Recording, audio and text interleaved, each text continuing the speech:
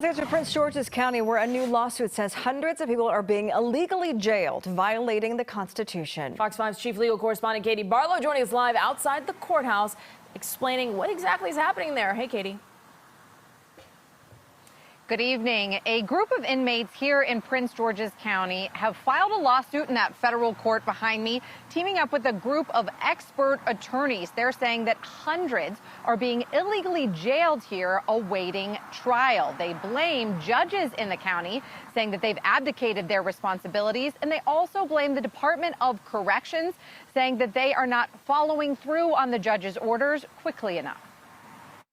This is a situation where judges are deferring, they're abdicating their responsibility to this unit within the Department of Corrections in the knowledge that the Department of Corrections will delay making a decision and will often deny release. And what happens is that people suffer immense consequences. Their lives are, in some cases, forever changed.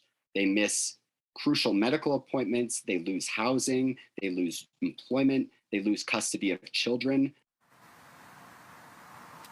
Donnell Davis was held for 3 months after a judge authorized his release. He was locked in a cell for 23 hours during the height of the pandemic and then was eventually found not guilty.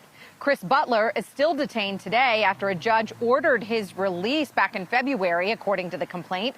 He still hasn't seen his 10-year-old daughter in 9 months because the jail doesn't allow children to visit.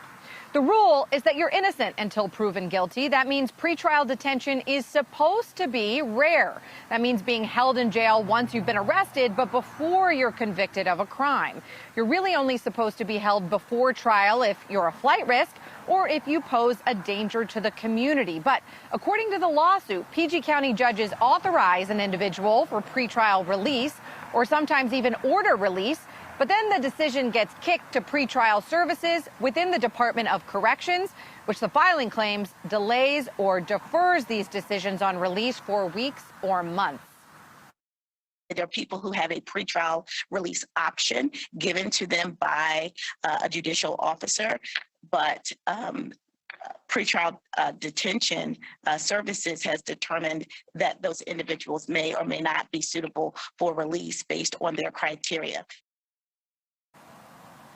Now, the lawsuit says that the criteria the brave boy just referred to is largely arbitrary and that it doesn't really relate to community safety or flight risk. And we reached out to the Department of Corrections and to the various parties involved in this lawsuit. They did not comment. We understand the Maryland Attorney General Brian Frosh will be representing the judges who are sued in this case, but they don't comment on pending litigation. Back to you.